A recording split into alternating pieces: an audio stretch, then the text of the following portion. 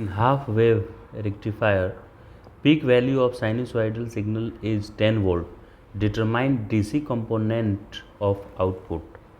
ठीक है, output half wave rectifier का कैसा आउटपुट होता है ज़रा बना लेते हैं। तो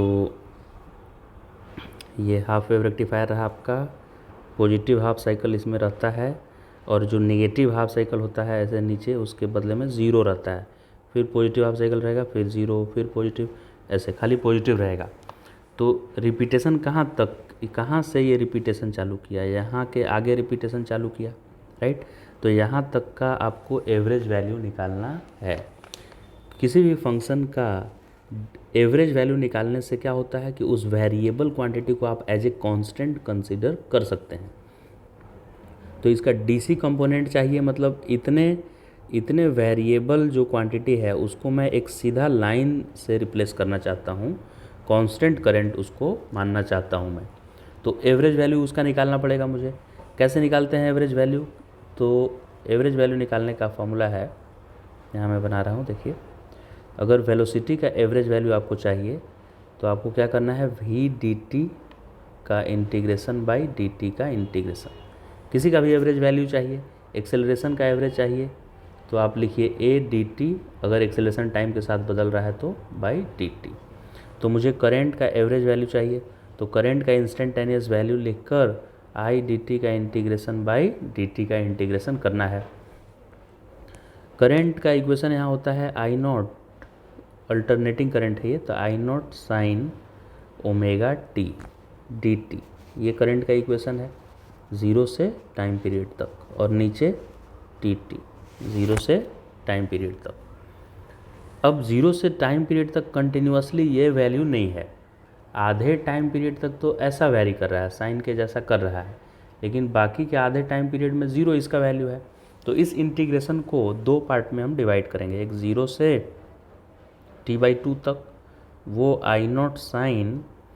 ओमेगा टी डी टी रहेगा, प्लस टी बाई टू से लेकर और टी तक इसकी वैल्यू क्या है, ज़ीरो है, तो ज़ीरो डी टी अपॉन ये डी टी का इंटीग्रेशन टी और लिमिट ज़ीरो से और टाइम पीरियड तक, ये लिमिट रख देंगे। क्लियर इतना? अब इसका इंटीग्रेशन करेंगे तो आई नॉट बाहर, और साइन का integration minus cos omega T by omega, ये जो वेरिएबल का कोएफिशिएंट होता है उससे डिवाइड हो जाता है इंटीग्रेशन, और लिमिट ज़ीरो से T by two plus zero, क्योंकि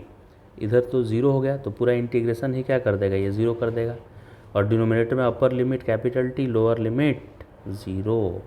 तो ये आ गया, माइनस बाहर ले लेते हैं ना, minus I not divided by omega और कॉस ओमेगा टी, ज़ीरो से टी बाई टू, और डिनोमिनेटर में पूरा टी। लिमिट पुट कर देते हैं, तो माइनस आई नॉट क्या आ गया, minus I naught divide by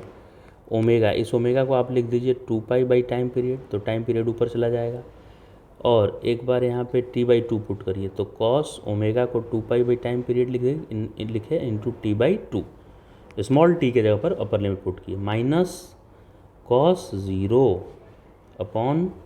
capital T से कैपिटल टी कैंसिल हो गया, तो ये आया minus I naught upon two pi bracket, two से टू कैंसिल, टी से टी कैंसिल, तो कॉस पाई का वैल्यू होता है माइनस वन और कॉस ज़ीरो का वैल्यू होता है वन, और ये तो माइनस यहाँ पे है, तो इस तरह से ये आ जाएगा माइनस टू, और उसमें मल्टीप्लाई करना है मुझे माइनस आई नॉट, तो minus minus plus two I naught आ जाएगा ये, और डिनोमिनेटर में आएगा टू पाई, टू से टू कैंसिल, तो आई नॉट बाई पाई। तो हाफ वेव रेक्टिफायर का जो आउटपुट आया